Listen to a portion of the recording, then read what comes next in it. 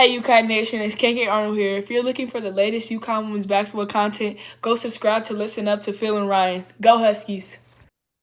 Stand up, UConn Nation. Phil and Ryan, listen up. Ryan, to be honest with you, I'm not perfect. You're not perfect like the UConn women's basketball team. No, I'm just kidding. But hey, in all seriousness, we did have some volume trouble the last time. I think that we had some feedback. You were too loud.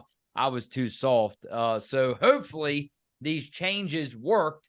And guess what? We hope now that our volume at least is perfect, like the UConn Huskies record in March. How about that, Ryan? All right, enough of that talk already. Phil and Ryan, listen up, stand up, UConn. It's September 21st, just that much closer to basketball time. Ryan, we want to remind everyone, starting now, we believe the countdown is officially on right now. What do you think?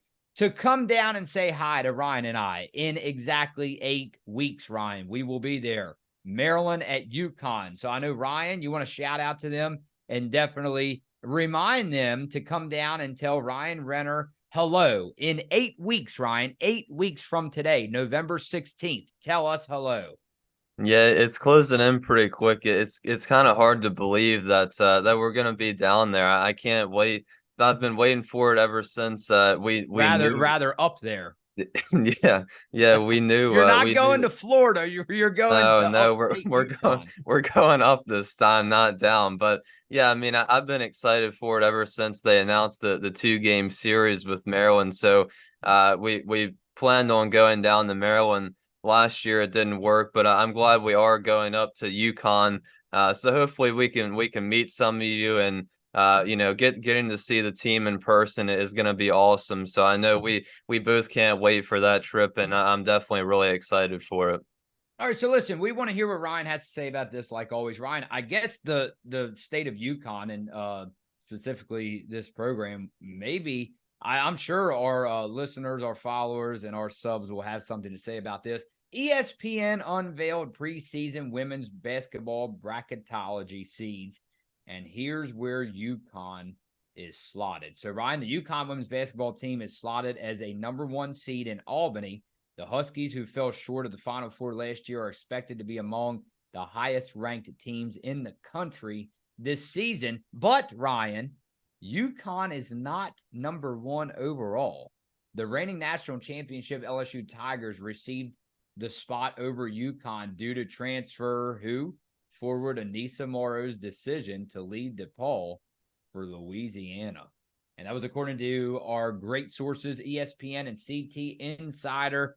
And shout out to Christine Butterfield, one of the staff writers. So with that said, I can go over it with you if you need further information on this, Ryan. I have it right here provided for you, as well as anyone does. I try to take care of you the best I can. So Albany 1, LSU, Albany 2 is UConn, and then you slide down, Ryan, to Portland 4, Ohio State, Portland 3, UCLA.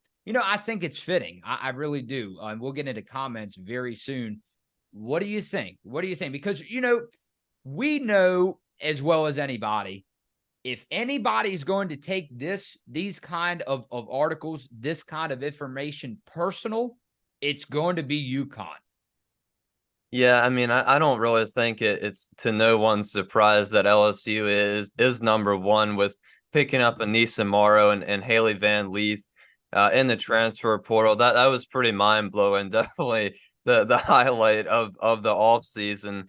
I think most people can agree on paper LSU has the best roster, but like I keep saying, the big question is if they can back it up on the court when the season starts. They'll definitely have a lot of high expectations. So getting the #1 overall seed, winning the SEC, those things aren't going to be easy to accomplish. And of course, the second #1 seed in the Albany 2 bracket, like you said, is the UConn Huskies. I feel like UConn has a lot of expectations this season as well, with the healthy Paige Beckers and hopefully just in general a healthy roster for most of the season. A lot of returning players. I know that we're definitely expecting UConn to be pretty good.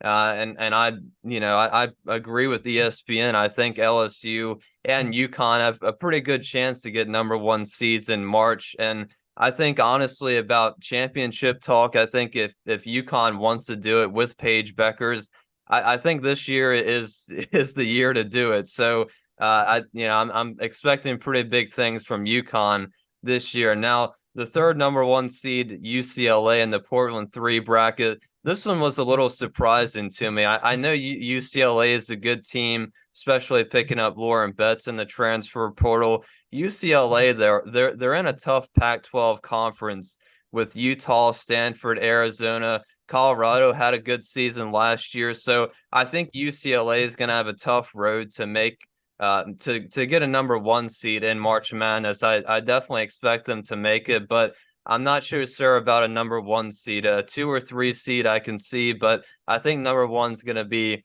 pretty tough for UCLA. And then the fourth number one seed, of course, is Ohio State in the Portland 4 bracket, the team that, of course, ended UConn's run pretty early in the Sweet 16 last season with Cody McMahon going into her second season. Ohio State, they're looking to have another pretty deep run. Buckeyes, as we learned last year, pretty deep team, tough and physical. Play both sides of the ball. But I think just like UCLA, Ohio State, they play in a pretty tough Big Ten conference, of course, with Iowa, Maryland, Indiana. So I do think Ohio State can win the Big Ten, but it's not going to be easy, and it's not going to be easy for them either to get a number one seed in March. All right, now listen, Ryan. Listen, if I still don't make sense, that's perfectly fine because I probably don't make sense to anyone nowadays. But you tell me not to backtrack, but let me pull this up. According to CT Insider, the article released yesterday, the Huskies will also have a healthy AZ Fudd with Beckers and Nika Mule in the backcourt. And you know what Mule can do, Ryan. She runs the floor like no one else. And then also returning is forward Aaliyah Edwards, coming off a breakout season in which she averaged 16 points and 9 rebounds along with Aubrey Griffin. So, hey, coincidence, I wonder if that's a coincidence. So this CT Insider staff writer, Ryan, she left Aaliyah Edwards and Aubrey Griffin, 2 big names at the end of her article. I wonder why. So kind of weird. We brought them up the last episode, but not to backtrack. For people that wasn't really clear, to clarify what I was trying to tell you, she just obviously, Aaliyah Edwards had a breakout season last year, right? We all agreed on that. What I was trying to tell you, Ryan, and you tell me if you can follow what I'm saying, or you tell me if you can't. How do you have, and especially in sports, to convince everyone that it was not a fluke? How do you convince your fans, your fan base, that how do you follow up a breakout year with another breakout year? Okay, so I mean, that's just, I could have easily said KK Arnold. I wanted to, believe me, but again, we have not seen her in game action. These breakout stars, Ryan, I usually like to see them in game action for at least a year before I can say, all right, Ryan, they're primed to break out this year coming up. Yeah. So that's, I don't know if you're following what I'm saying, but that's just to clarify. A lot of people seem confused on that, and again, I understand she already broke out, but how do you follow up, Ryan? And especially now, you can answer it. I just said it 10 seconds ago. How do you follow up a breakout year?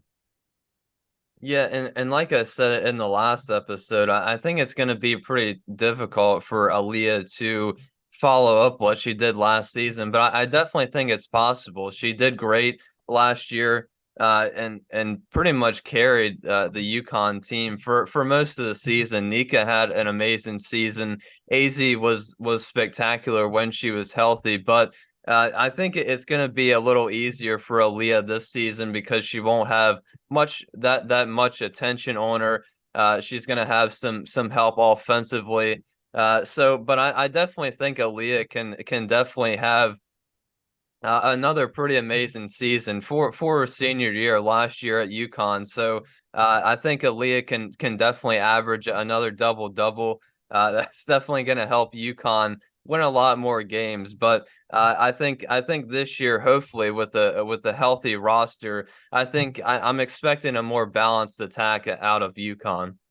Yeah, and very quickly before we get into comments, what about Ryan? What about the standings? I mean, do you see it getting any easier? Because remember, you have to remember, even before you and I came about talking about this UConn women's basketball team, how about the Big East Conference? Usually it was a complete runaway, to be honest with you, by UConn. But now, I mean, do you see that again all of a sudden? Since some players were lost on other teams in this Big East Conference due to graduation, due to transfers?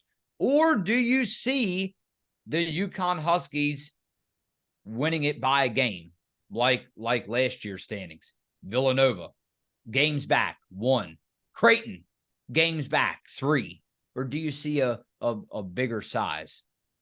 Well, ESPN this year they have 4 Big East teams making. Of course, one of them's UConn. The other 3, Creighton, Marquette, and Villanova. I believe Marquette they had the last team in. So, I think ESPN's kind of projecting a more not as close of a race, and I would agree with them. I don't think it's going to be as close. Obviously, Villanova losing Maddie Segrest and a couple other players, I believe, as well. So I definitely don't think UConn will only win by 1 game. I'm definitely expecting a larger margin of victory in terms of the Big East standings at the end of the year. I think it's going to be a little easier for UConn, but definitely that doesn't mean that they can just take these Big East teams easily and just expect to win when they go to places like Creighton, Marquette, and Villanova. So it's definitely going to be still tough. I think it's going to be tougher than it was in years past. I think the Big East overall has gotten a little bit better, but in terms of this year, I think it's going to be a little bit more easier sailing for UConn. And don't you, I get it. They're conference rivals, but I mean, don't you have to kind of feel bad for the Musketeers? I mean, good gosh, Ryan, 0-20 in 22 and 23, and they've lost 20 straight. I don't know, dating back to the last season before 22 and 23, they might have had a longer, they may have had they might have had a longer losing streak than 20. So that's interesting to go find that out sometime. But yeah, they finished 0-20. Let's just thank thank the one above for how about covering UConn, for them to allow us to come into their building, allow us to come into their family with wide open arms, because hey, it's all about UConn. Let's face it, it's all about UConn. And with that said, Ryan, it's all about comments, because these people, we love them. Let's get down to Adam Edmonds. I love your take on Aubrey. She's probably the most athletic player on the team. It would be pretty great to see her take a big leap. My hope is AZ. Everybody knows how talented she is, and we've seen her flashes of greatness. But if she could bring that consistently, we may have 3 Wooden Award finalists this year: Paige, AZ, and Aaliyah. That's a good take, Ryan, and that was only 30 minutes ago. It's definitely a good possibility. I definitely agree with that as well. I think AZ, obviously, she's a wonderful player. That definitely one of the best in the whole NCAA. Definitely when she's healthy. But I've talked about it before, how she has one of the best shooting motions and just shooting forms out of all these women in college basketball. So I think definitely with the healthy AZ Fudd the whole year, along with the healthy Paige Beckers, I think those two in the backcourt are going to score a good amount of points, I would assume. And of course, with Nika, as good of a passer that she is in this UConn system, it's looking pretty good for UConn this season. But of course, we have to pray for no injuries. How about this one, Edward Loya? 2 talented guys. This podcast looked like a before and after a beard growth product commercial. Infomercial. Yeah, it's weird, Ryan, because I don't know. We won't tell them that, but you and I had a discussion about this right here, my beard, last night over the phone. We'll wait to see what's to come, but that, yeah, kind of weird. He just brings that up now. Yeah, it is pretty interesting, because it might be changed the next time we appear on Listen Up. We'll have to see. Jason D'Amico, we definitely want to meet this guy, and we hope he's at Terps and Huskies game day action on November 16th. Hopefully he's there because we want to meet him very badly. He's a big part of our lives nowadays, and this podcast, people like him, very, very blessed to know Jason D'Amico. Ryan hit the nail on the head. Aubrey is poised to have a dominant year if she can stay healthy and remain confident. I think Paige is going to start out slow. She will be feeling out that knee, both physically and in her mind, for a bit. Great show, fellas. Peace. And I mean, now that he brings that up, Ryan, I kind of agree with him 100%. Do not, because I'm not saying any of these games will be easy, but please do not play her the whole game to start the season out. No matter who you're playing, to be honest with you. Yeah, I think it's tough because I mean, I definitely wouldn't want to be the coach of the UConn Huskies because I think it's tough when Gino has such great talent every single year. All these women are great basketball players, whether they're seniors on the team or just coming out of high school, the freshmen. There's so much depth every single year, or most years, I should say. And especially this year, because I think, most of these players that are going to be on UConn's bench can probably make up a starting five on a whole nother team. So I think Gino has a really important and tough job, along with the other coaches on this coaching staff as well, to kind of spread these minutes out. And I think it's going to be tough. But with that said, I think it's going to be interesting to see Paige Beckers, how she deals with the knee, like Jason just mentioned.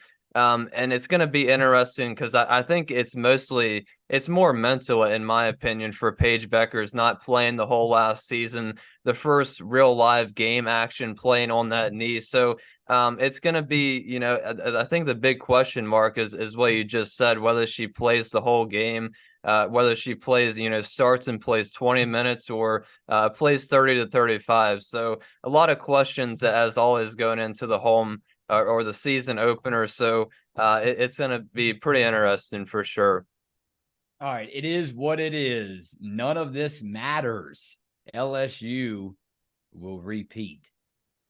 Oh, Ryan, I have some news for you. I mean, and this person, in my take, all of this does matter because Ryan, not only do you and I go to work hard every day, but March, let me tell you, Ryan, breaking news. March is different. Yeah, whole different culture, whole different scenery. Could you hear me say, was my volume low? March is different. March is different. Yeah, I could hear you loud and clear this time. Brand new season when it comes to March. All right, Ryan. Hey, November 16th, again, come down and say hi to us because we may not be able to hang around long after the game is over. Ryan, I will see you. I was going to say I'll see you in 8 weeks. Actually, probably 8 weeks in person because you and I don't have a lot of free time anymore to actually chill and hang out. But hey, at least I get to see you over the screen. All right. Phil and Rye, testing. Can you hear everything okay? We didn't just get through this episode, Ryan. It's not a complete joke. You can hear, correct?